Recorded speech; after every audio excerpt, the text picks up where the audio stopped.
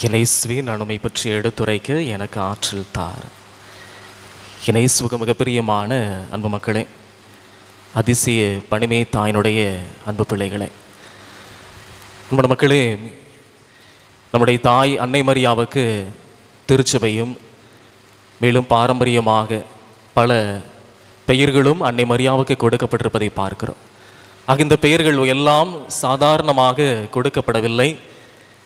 இந்த ஒவ்வொரு பெயர்களும் அன்னை மரியா எந்தளவு கடவுளுக்கு நம்பிக்கைக்குரியவராகவும் கடவுள் விரும்புகின்ற கைவண்ணமாக தன்னை அவர் உருமாற்றி கொண்டிருந்தார். மேலும் நாமும் நம் அன்னையை போன்று நம்பிக்கைக்குரியவராக நம்மாலும் வாழ முடியும் என்ற நம்பிக்கையை இந்த அன்னை மரியாவினுடைய வாழ்வு, இந்த தலைப்புகள் நமக்கு நம்மையும் சிந்திக்க அழைப்பதாக பார்க்கின்றோம். மக்களை, குறிப்பாக இன்றைய நாளிலே இது அன்னை மரியா புதிய உடன்படிக்கை பேழை என்று நாம் சிந்திக்கிறோம். ஆக உடன்படிக்கை பேழை, ஆக உடன்படிக்கை என்று நாம் விவிலியத்திலே பார்க்கிற போது இந்த பழைய ஏற்பாட்டிலே பார்க்கின்றோம். கடவுள் தன் மக்களோடு அவர் கொண்டிருக்கின்ற உறவிலே அவர் கொடுக்கின்ற ஒரு நிலையான ஒரு வாக்குறுதியை தன் மக்களுக்கு அவர் கொடுக்க எண்ணுகிற போது அது அந்த நிலையான வாக்குறுதி உடன்படிக்கை என்று அழைக்கப்படுவதாக பார்க்கிறோம். ஆக அதைத்தான் இன்றைய நாளுக்கான இரண்டாவது வாசகத்திலே நாம் வாசிக்க கேட்டோம். இது கிறிஸ்து நமக்கு புதிய உடன்படிக்கை, இந்த வாக்களிக்கப்பட்ட என்றும் நிலையான நீடிக்கும் ஒரு வாக்குறுதியாக இருக்கிறார் என்பதை நமக்கு தெளிவாக எபிரேயர் புத்தகம் 7:9 நமக்கு எடுத்துச் சொல்வதாக பார்க்கிறோம். ஆக நோவா பெட்டகம் அங்கே கட்டப்பட்ட பிறகு, குறிப்பாக நோவா அவனுடைய காலகட்டத்திற்கு பிறகு அவர்களுக்கு மீண்டும் வாக்குறுதி கொடுக்கப்படுகிறது.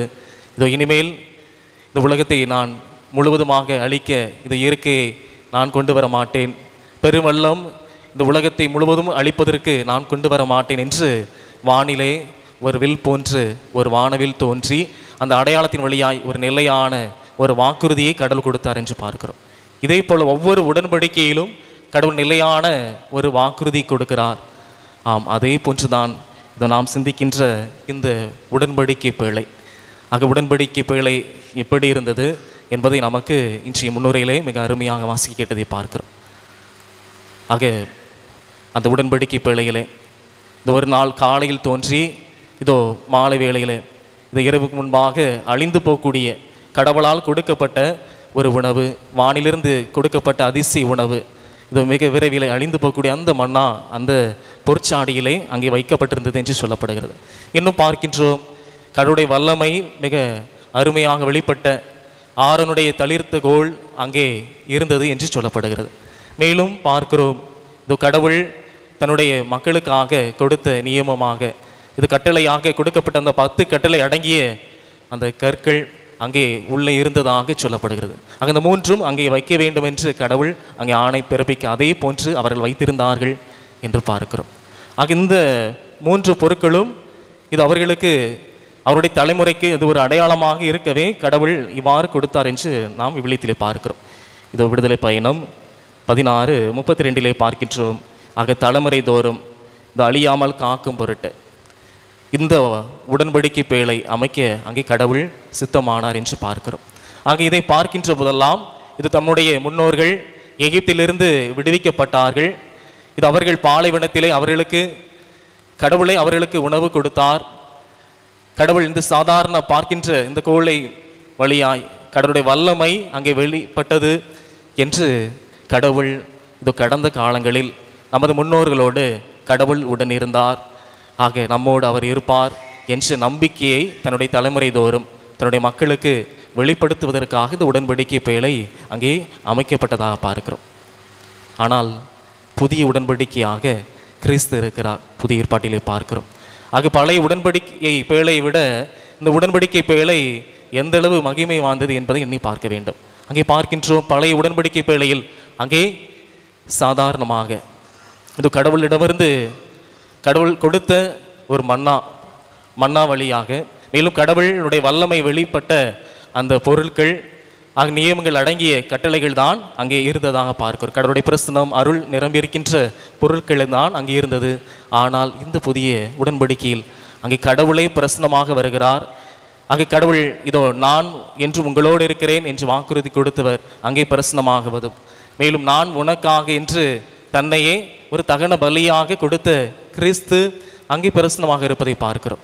அங்கு இத்தகைய பிரசனத்தை நம் அன்னை மரியாய் தாங்கியிருந்தார் என்பதை எண்ணி பார்க்க வேண்டும். ஆக அந்த பழைய பிள்ளையை விட அன்னை மரியா இந்த அளவு ஒரு மதிப்பு வாய்ந்தவர் என்பதை எண்ணி பார்க்க வேண்டும்.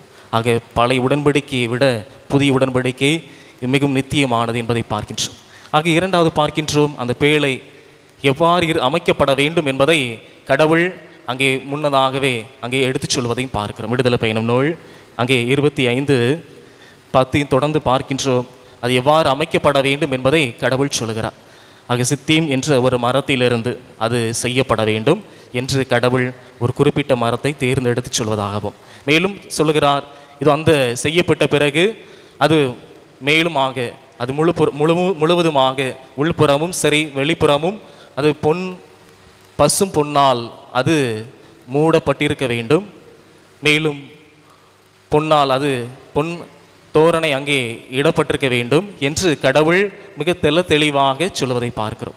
ஆக சாதாரணமாக பொன்னால் மூடப்பட்டிருக்க வேண்டும் என்று சொல்லவில்லை, பசும் பொன்னால் ஆக தூய்மையான மிகவும் நேர்த்தியான இதோ அங்கே பொன்னால் அது மூடப்பட்டு அலங்கரிக்கப்பட வேண்டும் என்று கடவுள் தன்னுடைய உடன்படிக்கையினுடைய அங்கே அதில் வெளிப்படுகிற அந்த ஆசீர்வாதம் அது எந்த அளவு அது வாய்ந்தது. ஆக அதே போல அதை தாங்கக்கூடிய பேழையும் தூய்மையான ஒன்றாக அது அமைக்கப்பட வேண்டும் என்று கடவுள் ஒரு குறிப்பிட்ட மரத்தை தேர்ந்தெடுத்து சொல்வதாகவும், மேலும் சொல்லுகிறார், இது அந்த செய்யப்பட்ட பிறகு அது மேலுமாக அது முழுவதுமாக உள்புறமும் சரி வெளிப்புறமும் அது பசும் பொன்னால் அது மூடப்பட்டிருக்க வேண்டும். மேலும் பொன்னால் அது பொன் தோரணை அங்கே இடப்பட்டிருக்க வேண்டும் என்று கடவுள் மிக தெளிவாக சொல்வதை பார்க்கிறோம். ஆக சாதாரணமாக பொன்னால் மூடப்பட்டிருக்க வேண்டும் என்று சொல்லவில்லை, பசும் பொன்னால் ஆக தூய்மையான மிகவும் நேர்த்தியான இதோ அங்கே பொன்னால் அது மூடப்பட்டு அலங்கரிக்கப்பட வேண்டும் என்று கடவுள் தன்னுடைய உடன்படிக்கையினுடைய அங்கே அதில் வெளிப்படுகிற அந்த ஆசீர்வாதம் அது எந்த அளவு அது வாய்ந்தது. ஆக அதே போல அதை தாங்கக்கூடிய பேழையும் தூய்மையான ஒன்றாக அது அமைக்கப்பட வேண்டும் என்று கடவுள் இவ்வாறு சொல்வதாக பார்க்கிறோம். ஆக மக்களை, அது மட்டுமல்ல, அதை தாங்குகிறவர்களும் தூய்மையானவர்களாக இருக்க வேண்டும் என்று சொல்லப்பட்டது. அதே போல இது ஆரோன் வழிமரவினராய் வந்த குருக்கள் மட்டுமே அதை தாங்கி வந்தார்கள் என்று சொல்லப்படுகிறது. ஆனால் ஒரு முறை அவ்வாறு செய்யாத வேளையில் இது ஒரு முறை தாவீது எருசலேம் நோக்கி அந்த பேழையை அவர் குருக்கள் வழியாய் சுமந்து வந்து கொண்டிருக்கிற போது இதோ யதார்த்தமாக இதோ அந்த பேழை கொஞ்சம் சரிவது போன்று இருக்கின்ற ஒரு சூழல் வருகிற போது இது அதை ஒரு நபர் புஷா என்று ஒரு நபர் அதை தாங்கினார் என்று சொல்லப்படுகிறது.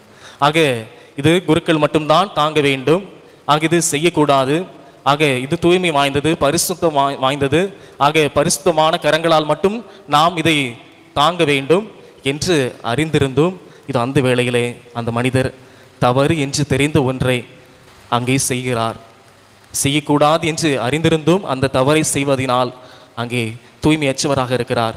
அப்படிப்பட்டவர் அங்கே தூக்க அவர் அந்த இடத்திலே இறந்து போனார் என்று சொல்லப்படுகிறது. மக்களை பார்க்கிறோம். ஆக எந்த அளவு அந்த பழைய உடன்படிக்கை பேழையில் இருந்த அந்த பிரசனம் எவ்வளவு தூய்மையாக வாய்ந்ததாக இருந்தது, அதை தாங்குவவர்களும் எந்த அளவு தூய்மையானவர்களாக இருக்க வேண்டும் என்பதை இவ்வாறு அந்த ஒரு நிகழ்வு நமக்கு எடுத்து சொல்வதாக பார்க்கிறோம். ஆக பார்க்கின்றோம், அதை விட புதிய உடன்படிக்கை எந்த அளவு தூய்மை வெளிப்படுத்தும் என்பதை நாம் இனி பார்க்க வேண்டும். ஆக இறைவனுடைய பிரசனமே நிறைந்திருந்த அந்த இயேசுனுடைய மனுவுரு, ஆக அதை அன்னை மரியாய் தாங்கி இருந்தார் என்று பார்க்கிறோம். கொஞ்சம் யோசித்து பார்ப்போம். குறிப்பாக 1 கொரிந்தியர் புத்தகம் 11:27 நமக்கு அங்கே பவுலடியார் மிக அருமையாக சொல்லுவார், அந்த புதிய உடன்படிக்கை அது நமக்கு கிறிஸ்துவாக இருக்கிறார். ஆக திவ்ய நற்கருணை பிரசனமாகவும் அவர் இருக்கிறார் என்பதை பார்க்கிறோம். ஆக அத்தகைய திருவிருந்து கொண்டாட்டத்தில் பங்கு பெறுவர்கள் எத்தகைய தகுதியானவர்களாக இருக்க வேண்டும் என்பதை அங்கே பவுலடியார் மிக அருமையாக சொல்வார். பார்க்கிறோம், எவராவது தகுதியற்ற நிலையில் இந்த அப்பத்தை உண்டால் அல்லது ஆண்டவரினுடைய கிண்ணத்தில் பருகினால் அவர் ஆண்டவரின் உடலுக்கும் இரத்தத்திற்கும் எதிராக குற்றம் புரிகிறார் என்றும், மேலும் அதை தொடர்ந்து பார்க்கிறோம் 29வது வசனத்திலே, அங்கே ஆண்டவருடைய உடல் என உணராமல் உண்டு பருகுபவர் தம் மீது தண்டனை தீர்ப்பையை வருவித்துக் கொள்கிறார் என்று மிக தெளிவாய் அங்கே பவுலடிகளார் குறிப்பிடுவதை பார்க்கிறோம். ஆக யோசித்து பார்ப்போம். ஆக பழைய உடன்படிக்கை பிழை அங்கே தகுதியற்றவராய் ஒரு நபர் தவறு என்று தெரிந்தும் அங்கே தூய்மையற்றவராய் அங்கே அதை தாங்க அவர் அழிந்து போனார் என்று பார்க்கிறோம். ஆக இங்கே புதிய உடன்படிக்கையாய் முழு இறைவனாய் முழுமையாக நம்மில் அவர் பிரசன்னமாக வர இருக்கக்கூடிய வேளையிலே நாமும் தகுதியற்றவராக இது இறைவன் உண்மையிலேயே பிரசன்னமாக இருக்கிறார். ஆக தூய்மையான நிலையிலே நான் இதில் பங்கு இருக்க வேண்டும். இது என்னை நானே ஆய்ந்தறிந்து நான் என்னை தூய்மையாக்கி கொண்டு இந்த திருவிருந்தில் பங்கெடுக்க வேண்டும் என்று தகுதியான சூழலிலே தகுதியற்ற நிலையில் மனநிலையோடு இந்த திருவிருந்தில் பங்கு பெறுவர்கள் தங்கள் மீதே தண்டனை வருவித்துக் கொள்கிறார்கள் என்பதை மிக தெளிவாய் இங்கே பவுலடிகளார் சொல்வதை பார்க்கிறோம். யோசித்து பார்ப்போம். நாம் எந்த அளவு இந்த திருவிருந்திலே நாம் பங்கெடுக்கின்றோம். உண்மையிலேயே நாம் தகுதியானவர்களாய் இந்த முழுமையான மனநிலையோடு முழுமையாக இறைவன் மீது நம்பிக்கையோடு தகுதியான மனநிலை பாவநிலை இல்லாமல் இந்த திருவிருந்தில் பங்கெடுக்கிறோமா என்று நாம் சிந்தித்து பார்க்க வேண்டும். ஆக தகுதியானவர்களாய் நம்மை சுத்திகரித்து இத்தகைய திருவிருந்தில் பங்கெடுக்கின்ற போது நாமும் ஒரு பேழையாக மாறுகிறோம். ஆம், அன்னை மரியா அப்போதே பேழையாக இருந்தார்.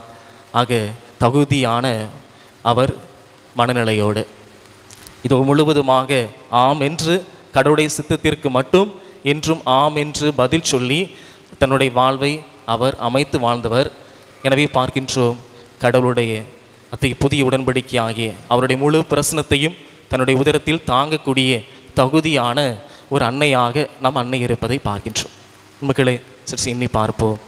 நாம் அத்தகைய உடன்படிக்கை பேழைகளாக மாறுவதற்கு கடவுள் நமக்கும் ஒரு வாக்குறுதி கொடுக்கிறார், ஒரு வாய்ப்பை கொடுக்கிறார். அந்த வாய்ப்பை இது நீங்களும் நானும் எவ்வாறு பயன்படுத்தி கொள்கிறோம் என்று எண்ணி பார்ப்போம். மக்களை பார்க்கின்றோம். மேலும் இந்த அன்னை மரியானுடைய இத்தகைய ஒரு வாய்ப்பு வெறுமனே அன்னை மரியாவிடம் ஆண்டவர் இயேசு இதோ மனுவுருவானதால் மட்டும் அவர் பரிசுத்தமானவர் என்று நாம் எண்ணிவிடவே கூடாது. மாறாக அவர் பரிசுத்தராய் இருந்ததால் தூயவராய் இருந்ததால் தான் அங்கே கடவுள் அவர்களே தோன்றினார் என்று பார்க்கிறோம். ஆக அன்னை மரியாவினுடைய காலகட்டத்திலே இது வாக்களிக்கப்பட்ட கடவுளுடைய ஊழியர் இதோ யாரிடம் பிறப்பார், ஒரு கன்னியிடம் பிறப்பார், அது என்னுடைய உதரத்தில் பிறக்க வேண்டும் என்று பலரும் காத்திருந்தார்கள்.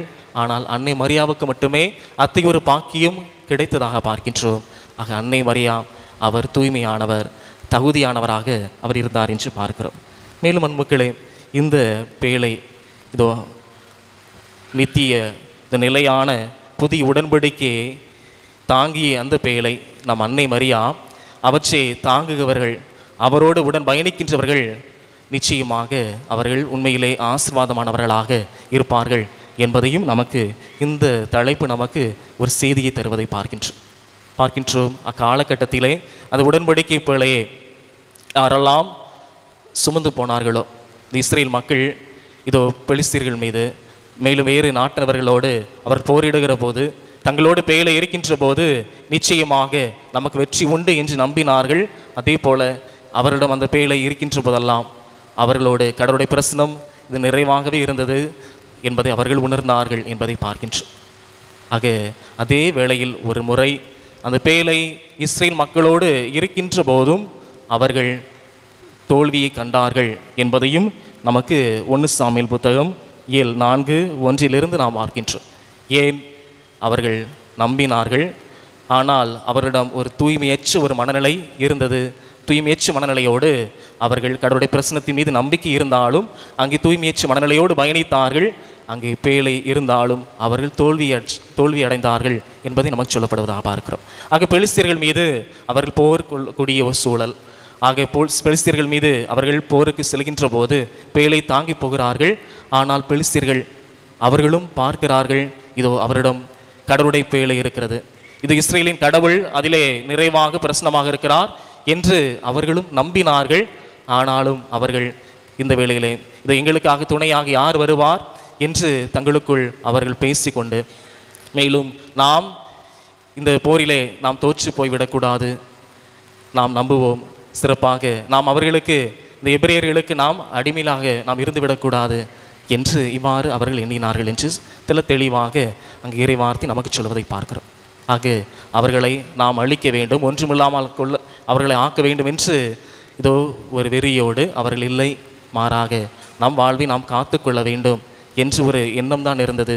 ஆனால் நிச்சயமாக ஒருவேளை அவர்கள் இதோ நாம் அந்த எதிரிகளை அழிக்க வேண்டும், இது அவர்கள் ஒன்றுமில்லாமல் ஆக்க வேண்டும் என்று ஒரு தூய்மையற்ற ஒரு மனநிலையோடு அந்த போரில் அவர்கள் ஈடுபட்டிருந்திருந்தார்கள். எனவே பார்க்கின்றோம், அந்த தூய்மையற்ற மனநிலையால் அங்கே கடவுளுடைய பிரசனம் அவர்களோடு தங்கவில்லை என்று பார்க்கிறோம்.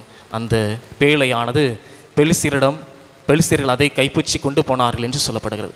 எண்ணி பார்ப்போம், நாமும் இந்த பேழையோடு இதோ நித்திய நிலையான உடன்படிக்கை ஆகிய ஆண்டவர் இயேசுவை தாங்கிய இந்த அன்னை மரியாவோடு நாமும் பயணிக்கின்றவர்களாக நாம் இருக்கிறோம் என்றால், வெறுமனே நாம் வெறும் மூட நம்பிக்கையால் நாம் சூழ்ந்திருக்காமல் இந்த அன்னை மரியா நமக்கு காட்டுகின்ற பாதையிலே நாம் நடக்க சிறப்பாக நாம் கடமைப்பட்டிருக்கிறோம். ஆக அன்னை மரியாவின் மீது, அன்னை மரியா வழியாக நமக்கு திருச்சுவை நம்முடைய இறைவன் நமக்கு கொடுத்த அந்த பக்தி முயற்சிகளை நாம் எந்த அளவு உணர்வுபூர்வமாக நாம் பங்கெடுக்கின்றோமோ, அவ்வாறு பங்கெடுக்கின்ற போது நிச்சயமாக நமக்கு நிறைவான ஒரு ஆசீர்வாதம் உண்டு என்பதை எண்ணி பார்க்க வேண்டும். எனவே எண்ணி பார்ப்போம். ஆக ஜெபமாலையாக இருக்கலாம், மேலும் அணுகின்ற உத்திரியமாக இருக்கலாம், அது எந்த அளவு நாம் உணர்வுபூர்வமாக அதில் நாம் பயன்படுத்துகின்றோம் என்பதை எண்ணி பார்ப்போம். எனவே அன்னை மரியாவினுடைய பக்தி முயற்சிகள் நிச்சயமாக நமக்கு நேரிய பாதையில் நம்மை வழிநடத்தக்கூடியது, நிலை வாழ்வை நமக்கு தர வல்லது என்பதை எண்ணி பார்ப்போம். உணர்வுபூர்வமாக இந்த பக்தி முயற்சிகளில் ஈடுபட இறைவனுடைய அருளை வேண்டுவோம். இறைவன் உங்களை என்னை நிரம்ப ஆஸ்வதிப்பார். ஆமென்.